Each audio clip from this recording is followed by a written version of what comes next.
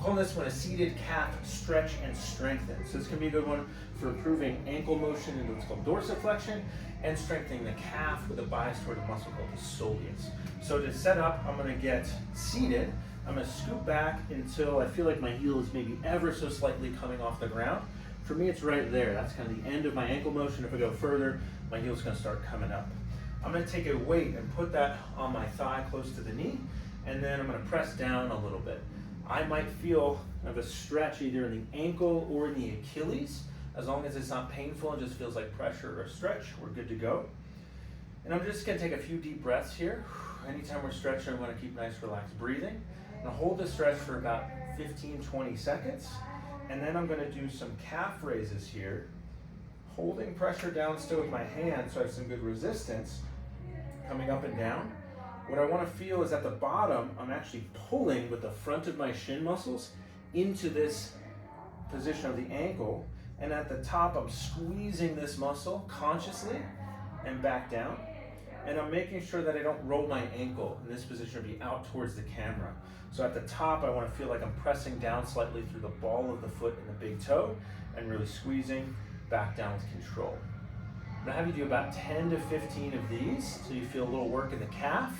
And then I'm gonna have you sink back into that stretch and maybe scoot the foot back a little bit to get maybe a slightly deeper stretch. And then from that deeper stretch position, after about 20 seconds, we're gonna then go again. And I usually go about 3 times through this. This might take about 2 minutes or so, 3 or 4 times through, where we're hanging out in the stretch, and then we're also getting some calf raises here. And then come on down.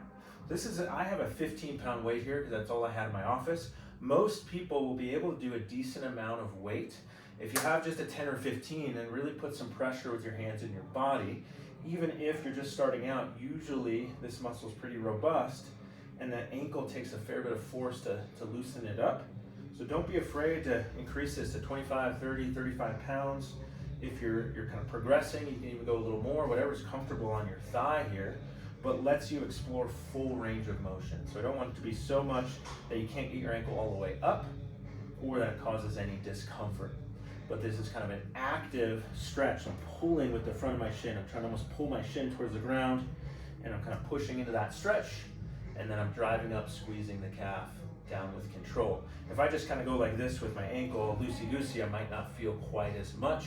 So I really want to be nice and conscious as I do that. And then just kind of front view, what I was saying is I want to come up and not go out. So I want to come up and feel ball of the foot and big toe still on the ground, gently pressing through there. That gets the feet involved without getting the ankle into an unstable position. So this can be a really effective technique for improving ankle motion and for improving calf strength. That's the calf stretch and strengthen.